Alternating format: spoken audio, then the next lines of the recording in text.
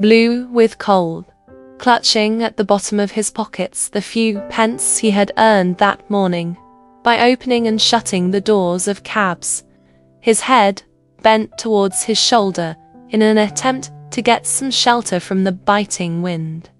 The beggar moved among the hurrying crowd, too weary to accost, too benumbed to risk holding out a bare hand. Blown sideways in powdery flakes, the snow caught in his beard or melted on his neck. He did not notice it, for he was lost in a dream. If I were rich, just for an hour, I'd have a carriage. He stopped, thought for a moment, shook his head, and asked himself, and what else? Visions of various kinds of luxury passed through his mind. But every time he formulated a wish, he shrugged his shoulders. No, that's not it. Is it then so difficult to get just 1 minute of real happiness? As he trudged along in this way, he saw another beggar, who was shivering under the protecting doorway of a house, his features drawn, his hands outstretched, his voice so weak it was lost in the noises of the street as he droned. Help! If you please, please help me. Close by him sat a dog, a poor bedraggled cur that trembled as it barked, feebly trying to wag its tail. He stopped. At the sight of this other brother in affliction, the dog yelped a little louder, rubbing its nose against him.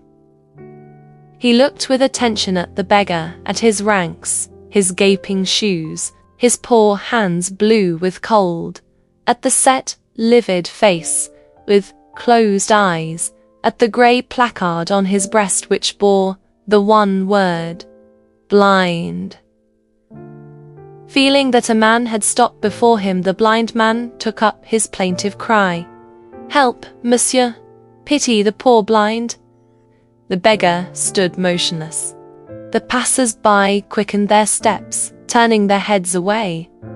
A woman, loaded with furs and followed by a servant in livery, who held an umbrella over her, came out of the door of the house and, walking quickly on the tips of her toes as she protected her mouth with her muff, was swallowed up in her carriage. The blind man kept on murmuring his monotonous appeal. Help! Please spare me a copper! No one paid any attention to him. After a time, the beggar took some coppers from his pocket and held them out. Seeing the action, the dog barked with pleasure. The blind man closed his trembling fingers on the halfpence and said, Thank you, monsieur. May God reward you. Hearing himself addressed as monsieur, the beggar was on the point of replying, I'm not monsieur, mate. I'm just another poor devil as miserable as yourself. But he restrained himself, and knowing only too well how the poor is spoken to, answered, It is very little, my poor fellow. You are very kind, monsieur. It is so cold, and you must have taken your hands out of your pockets for me. It is bad weather for the infirm. If people only knew. Agreed. Pity welled up in the heart of the beggar, as he muttered, I know. Then, forgetting his own poverty in the face of this greater affliction, he asked, Were you born blind? No, it came as I grew old. At the hospital they told me that it was caused by age. Cataract, they called it, I think. But I know better. I know that it wasn't only age that brought it. I have had too many misfortunes. I have shed too many tears. You have had a great deal of trouble. Oh, monsieur.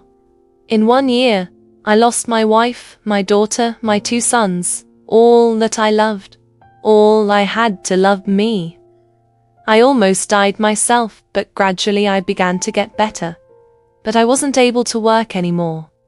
Then it was poverty, destitution. Some days I don't have anything to eat at all. I've had nothing since yesterday but a crust of bread, and I gave half to my dog. With the money you gave me, I shall get some more for tonight and tomorrow. As he listened, the beggar turned over the coppers in his pocket. He was trying to count them, distinguishing by touch the difference between the pence and halfpence. He had 11 pence halfpenny. He said, "Come with me. It's too cold here. I will see that you have something to eat." The blind man reddened with pleasure, stammering, "Oh, monsieur, you are too kind. Come." Careful that the other should not feel how wet his own clothes were, how thin. He took him by the arm, and they set off. The dog, its head up, its ears cocked, led the way through the people, pulling sharply at its chain when they crossed a road where there was traffic. They walked on like this for a long time, finally stopping before a little restaurant in a back street. The beggar opened the door and said to the blind man, "Come in." Choosing a table near the stove, he made him sit down and took a chair near him. Some workmen, all of them silent, were hungrily emptying the small, thick plates before them. The blind man took the lead off his dog and held his hands out to the fire, sighing, "It's very comfortable here." The beggar called the girl who was waiting and ordered some soup and boiled beef. She asked, "And what will you have?" "Nothing." When the soup, which smelt very appetizing, and the meat were before him, the blind man began to eat slowly in silence. The beggar watched him, cutting little bits of bread that he held under the table to the dog. The soup and meat finished, he said, "Have something to drink, it will put some strength into your legs." Later he called the servant. "How much?" "10 pence halfpenny." He paid, leaving the remaining penny for the girl, and helped his companion to rise. When they were back in the street, he asked, "Do you live far from here?" "Where are we?" "Near St. Lazare station." "Far enough. I sleep in a shed on the other side of the river." "I'll go part of the way with you." The blind man kept on thanking him. He replied, No, it's not worth mentioning." Without knowing why, he felt happy, supremely happy, happier than he ever remembered feeling. As he walked along, lost in dreamy thoughts, he forgot that he himself had been without food since yesterday, that he had no place to sleep in that night. He forgot his miseries, his rags, but he was a beggar. From time to time he said gently to the blind man, "Am I going too quickly? Are you tired?" The blind man, humble and grateful, answered, No, monsieur." He smiled, happy to hear himself addressed in that way, soothed alike by the illusion he was giving the other and his own odd sensation of being a rich, charitable person. On the quay, feeling the dampness of the air from the river, the blind man said, "Now I can find my way alone. I have my dog." "Yes, I will say goodbye," replied the beggar in a solemn voice. For a strange thought had taken possession of him. The illusion that he had so often and so ardently desired, had it not become a reality? Had he not at last enjoyed the sensation of perfect happiness? Had not this last hour given him more joy than any of his wildest dreams of wealth and rich food and love? This blind man had no suspicion that he had been leaning on the arm of a beggar as poor as himself. Had he not been able to believe himself rich? And could he hope ever again to feel the deep, unmixed joy of tonight? But the elation did not last long. Suddenly, realities came back. He said a second time, "Yes, I will leave you now." They had reached the middle of the bridge. He stopped, felt once more in his pockets to see if by any chance a halfpenny remained there. Not one. He grasped the blind man's hand, pressed it warmly, while the other said, "Thank you once again, monsieur. Will you tell me your name so that I can pray for you?" "It's not worthwhile. Hurry out of the cold. It is I who am very happy. Goodbye."